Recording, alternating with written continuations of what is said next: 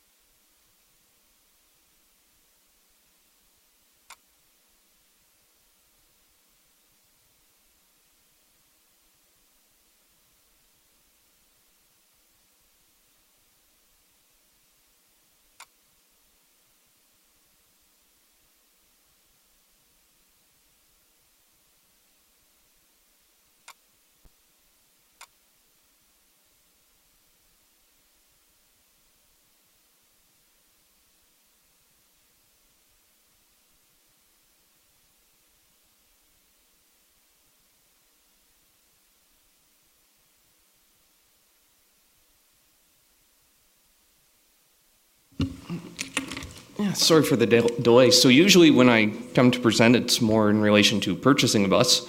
This is an odd one for us. It's the actual sale of a bus. This is the bus in question. It was procured in late 2015 through public tender. It's a vicinity model by Grand West Transportation. What has become over the past, less than 2 years is a number of performance-related issues with this vehicle in particular.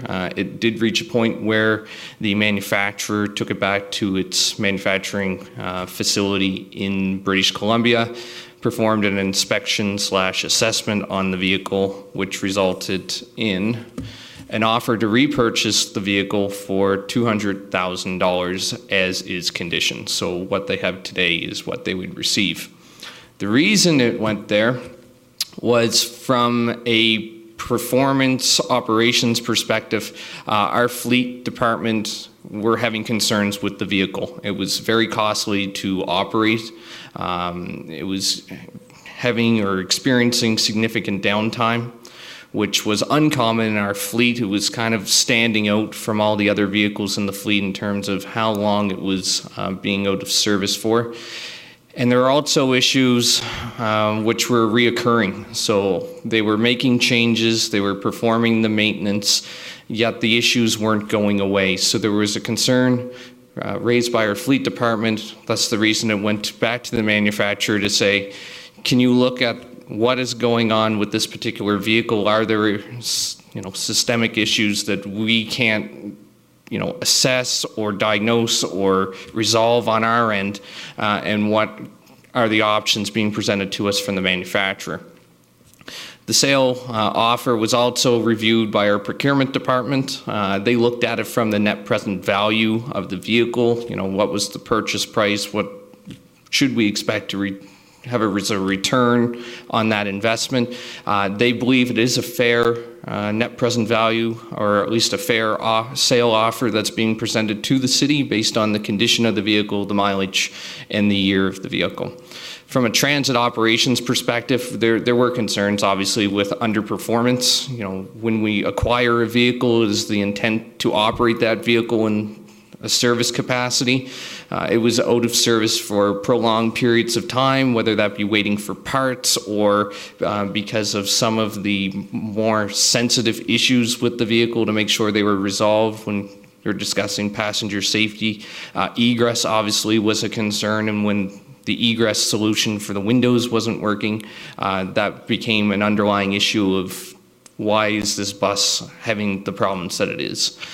There's also, if we look beyond where we're at today and where this service may end up in the future, and I'm speaking to the Route 900 service, obviously we want to put in place the vehicles and the service levels that are really meeting the outcomes and the targets that we have set. So that service is bound to see significant growth over the next 10 years as per the Transit Master Plan. We've also identified a number of service standards within the master plan related to passenger comfort, so really the ability to have a seat while you're on the bus, and also safety, ensuring that we're putting vehicles out that meet all regulatory requirements. Should the sale offer be accepted, obviously we're in a position at that point to look at a replacement vehicle. So when we look at the service that we're providing today, the service levels of the future, we are discussing replacement with a 40-foot style bus, so a larger bus that would have more capacity. We currently operate a 40-foot bus on that service on a high rotation. So while this particular bus, 3717, was in British Columbia for its inspection/assessment, we've operated a 40-foot bus in its place. It's met all of our operational requirements in terms of performance, in terms of comfort, safety. All those pieces were checked off the box. So we're significantly pleased with that type of vehicle and this type of application. And that's, an image of what we're discussing in terms of replacement style bus. It's our 40-foot bus, free publicity here for the food bank and for co-op.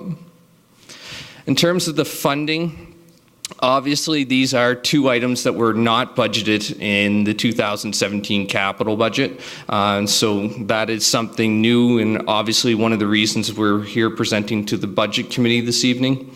The sale of 3717, the existing bus, would have no impact on our green trip funds. We've discussed with the province our intent, or at least the option presented for a sale offer. The feedback received from the province was, so long as you're reinvesting the proceeds of the sale into another vehicle, they had no issues in terms of green trip funds that have been expended in the past.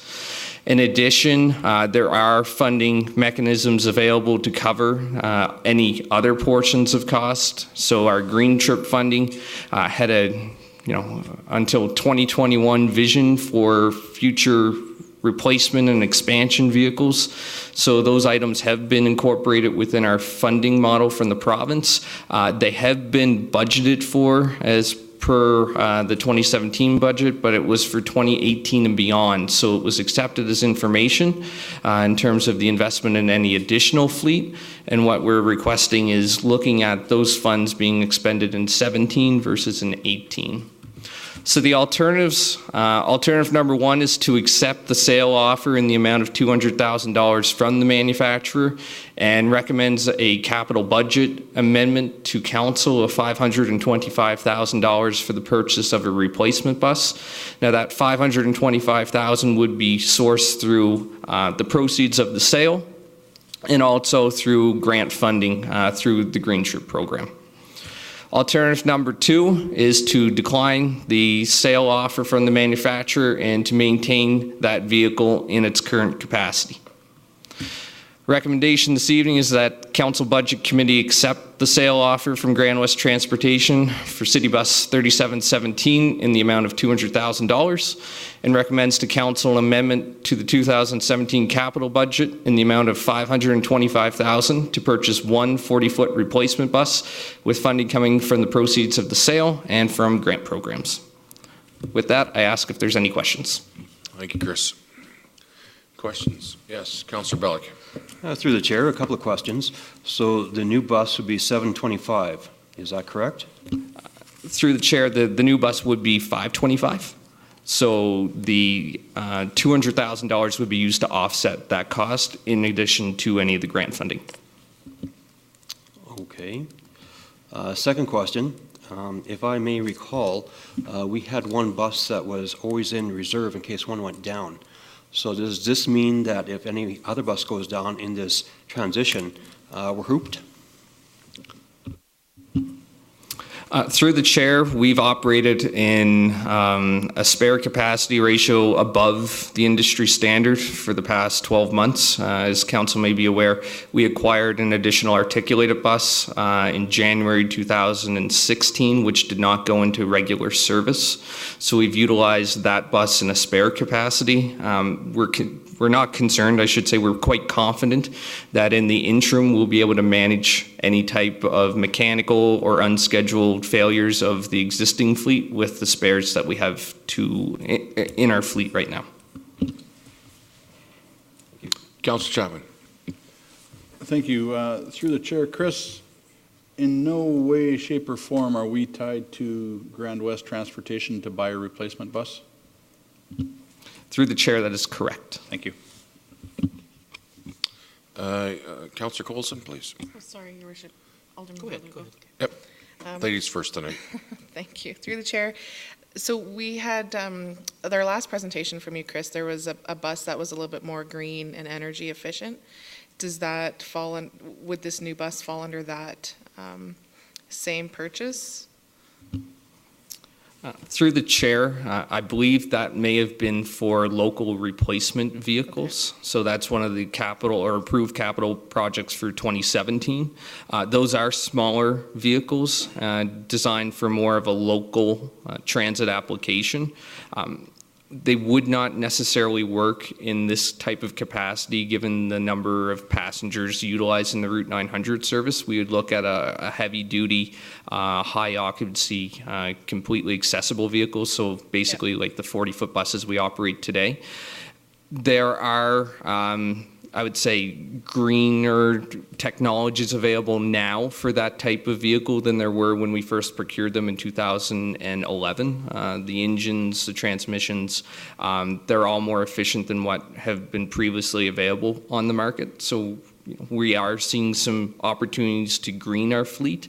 I wouldn't say we're looking necessarily at alternative fuels at this time. It's something that we need to investigate more before we make that level of investment. So for this purchase of a replacement bus, we'd be looking at, again, clean diesel with the most recent green technologies to reduce our emissions. Okay, thank you.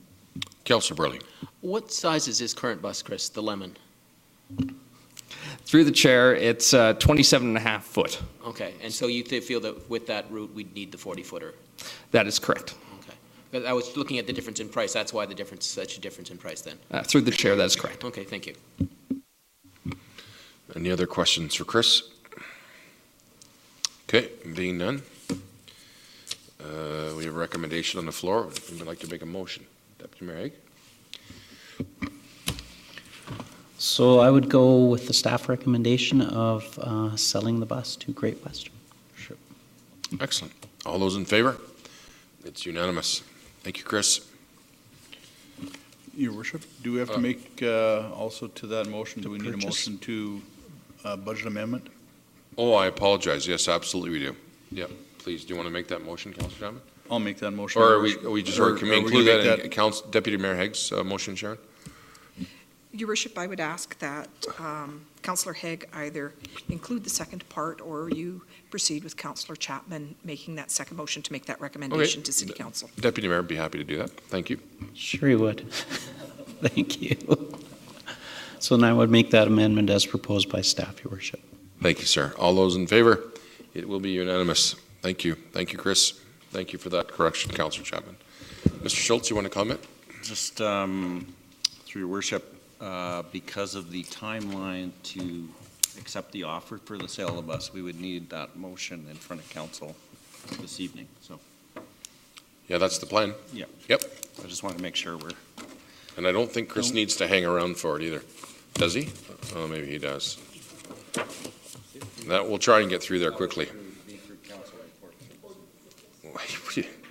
I am going to call you Mr. Robertson then, if that's the way it's going to go. So I don't believe we have anything else on the agenda, so the meeting is adjourned. Thank you. I believe we're moving into the other room, Vincent room. Thanks.